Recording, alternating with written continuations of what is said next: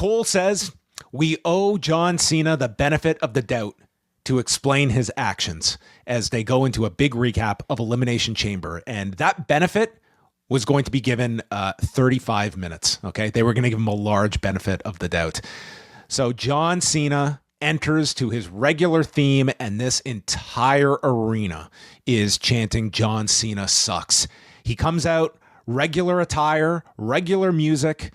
No, by regular, you mean a custom designed Belgium Brussels retirement tour? Nothing visually that would strike you as any kind of character shift. I mean, this is the John Cena action figure look of the last 20 years that he was continuing. What's distinguishable about this is no running to the ring, no talking to Stu, and no smile on his face. No. Kept the towel, but no Stu, no jaunt. Well, I mean, you got to sell the merch even as a heel. So merch that was probably made before the heel turn, I would probably guess. Okay, we're gonna break all of this down. Okay, right from the choice of clothing to music, all of it's gonna be discussed here. John Cena leaving no stone unturned. The music ends, and then it's just vociferous, dueling chants. Let's go, Cena. Cena sucks. The atmosphere is incredibly electric, and several times Cena teases just putting the microphone down and leaving, which part of me thought would have been excellent to do, but. This crowd probably paid half their mortgage for some of these tickets, so they had to give them something. The chants turn into "you sold out," and then Cena barely can be audible on this microphone because it's so loud that when you are properly grounded in life, you don't have to look outside for approval. Which I don't know if that's going to fit on a t-shirt or a towel. No, but it probably will fit in a tweet. Okay, and this was like. I thought he was going to do the whole promo. I thought we were going to get John Cena proverbs for the whole heel run. John Cena's online persona, if you want to call it that, at least his persona on X, which is very different from his persona on Instagram, for instance. But his persona on X is very much like just inspirational quotes. And I thought that was actually, that would have been an excellent way of like introducing a heel character, just the guy who does obnoxious like inspirational quotes. If he just starts off every promo with one of these, I think that I would already be very satisfied here. Cena says, "You're making this so easy for me. I've been the victim for 25 years in an abusive relationship. You've been hurtful and you've bullied me," prompting a "fuck you Cena" chant that Netflix tried desperately to censor to varying results. And then stating the line that will be encompassing this entire run to go along with the look that has been memed to death, where he is hugging Cody. "I am not a babyface. I am not a heel. I'm a human being. And all of you have been awful to me." He says, "You hated me when I first debuted, so I changed myself. It still wasn't enough. So then I went out and I worked hard. I won and I won and I won and I won. And you still hated it. I gave everything for you. And for the next 10 years, it still wasn't enough. Until a decade ago when you all suddenly backed me and it's been smooth sailing since. But we digress. It was never enough. Then I announced my retirement. And you ruined it, like you always do." He calls the fans idiots. "No matter what I do, it's never been enough. You should be ashamed of yourselves. You take, and you take. All you fans care about is yourselves. What do we get? Not one of you sons of bitches ever asked how I felt. You get nothing. What you've earned is nothing. So there will be no new look, no new theme music.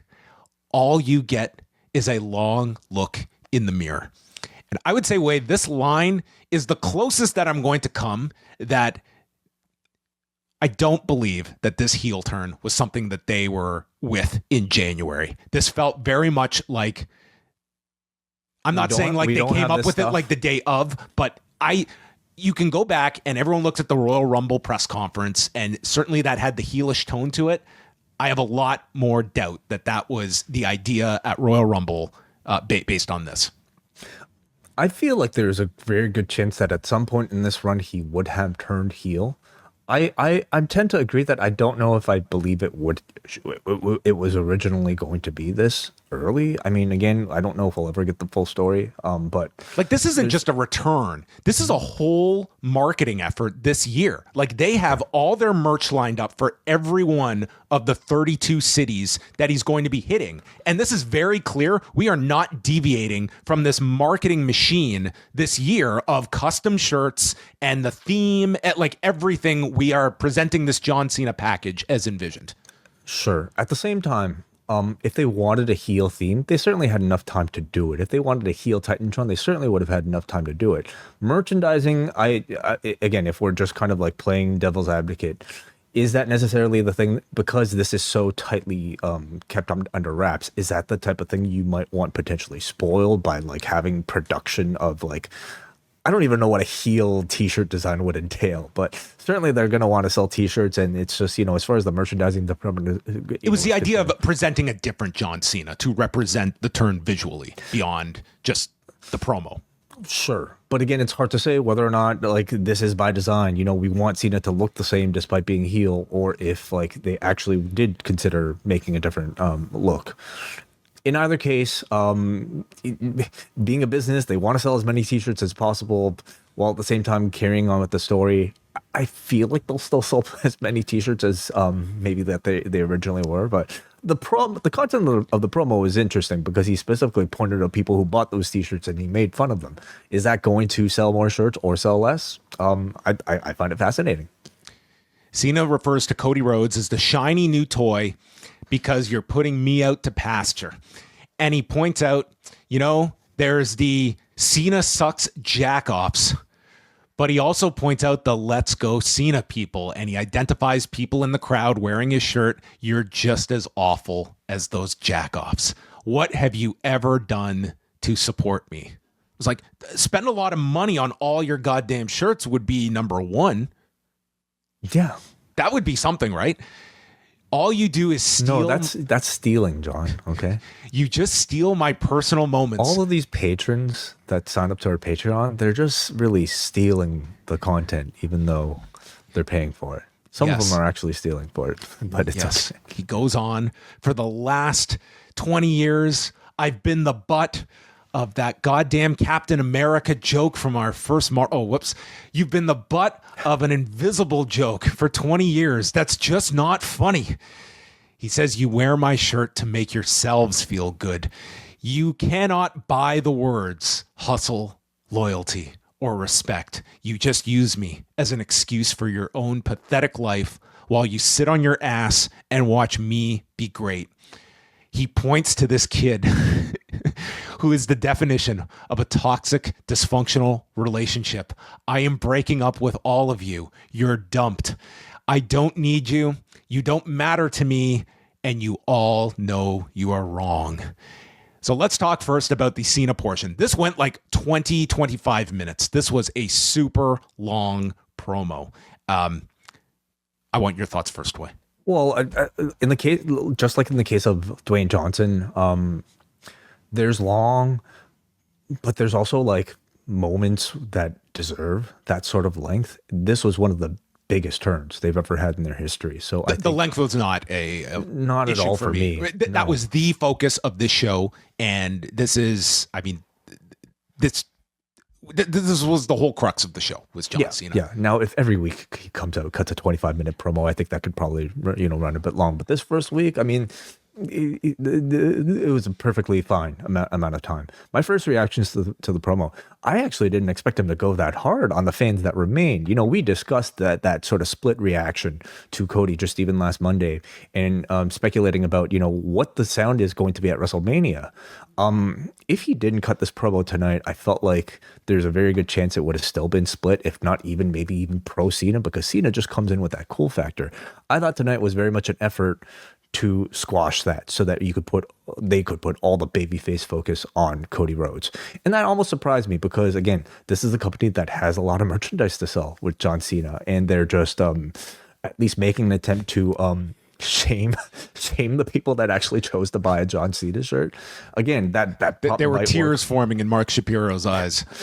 See, I never really grew up as a Cena fan, but man, my heart broke a little for like people who did. You know, I'm thinking about this from the perspective of like that young Cena fan that they showed in the crowd, or all the kids they were showing crying watching at home.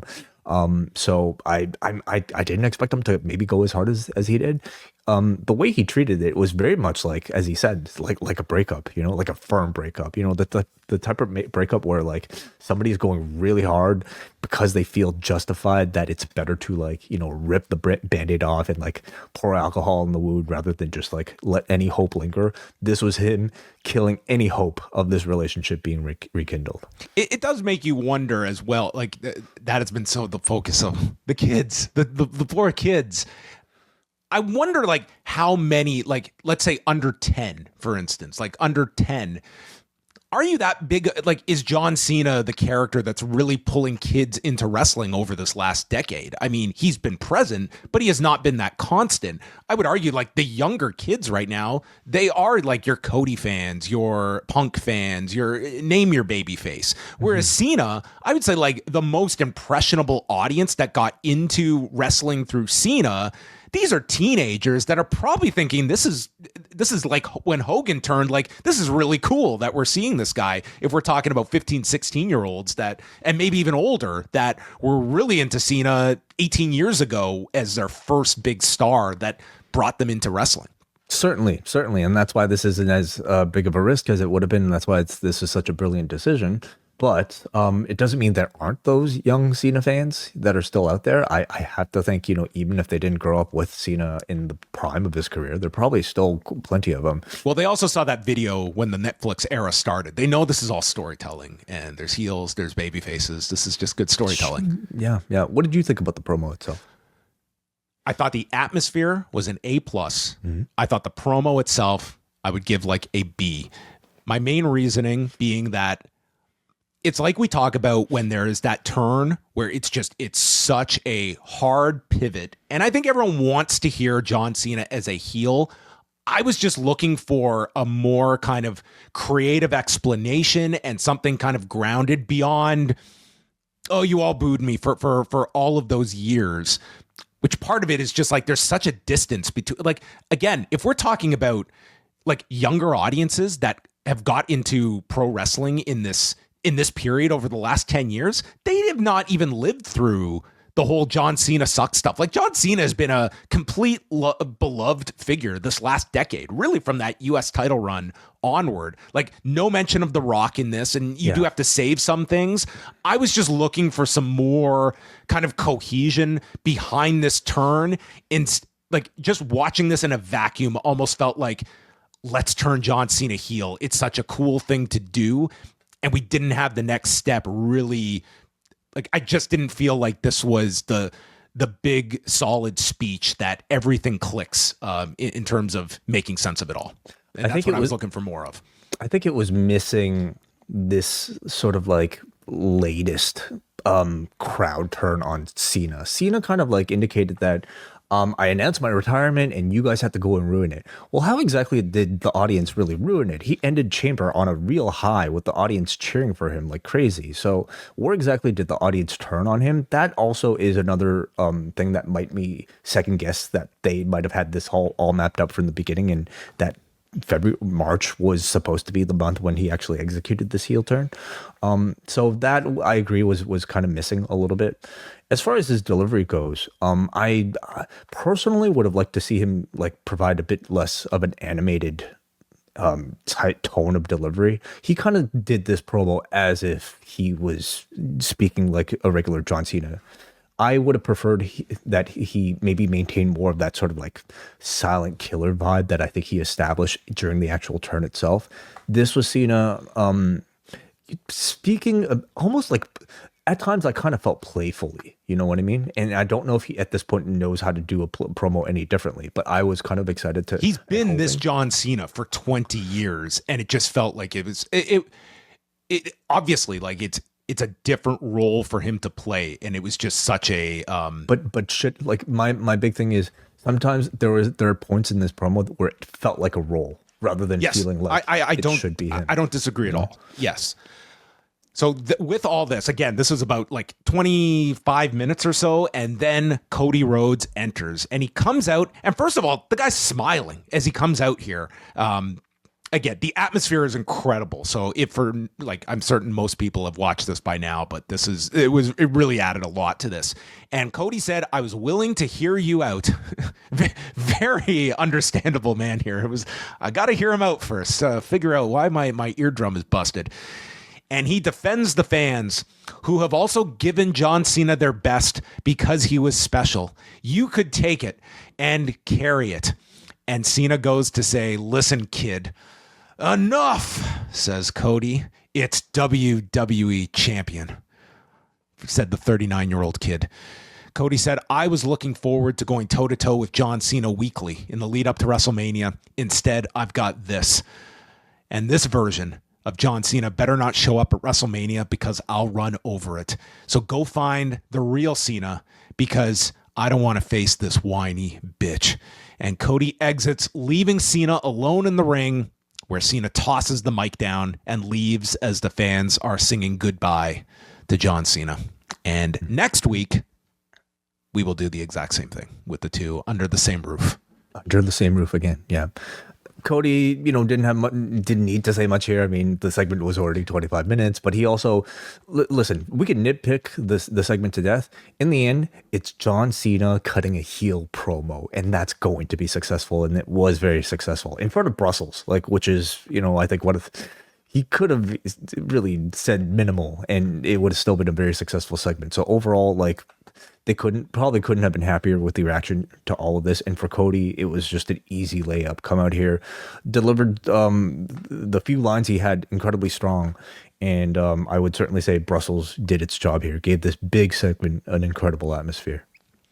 Did it give you, we discussed last week just what the crowds are going to react to. Do you have a feeling like that will continue to be something that these crowds will be very pro Cena, that they're going to have to work on? Or do you feel there's going to be enough of just the copycat audiences that understand what the dynamic of these roles are, and it's going to be less aversive to, having to fight that in some of the layout of these segments? I don't think the crowds are going to turn on Cody. I think Cody is continuing, if this week is any indication, he's continuing to maintain his cool appeal.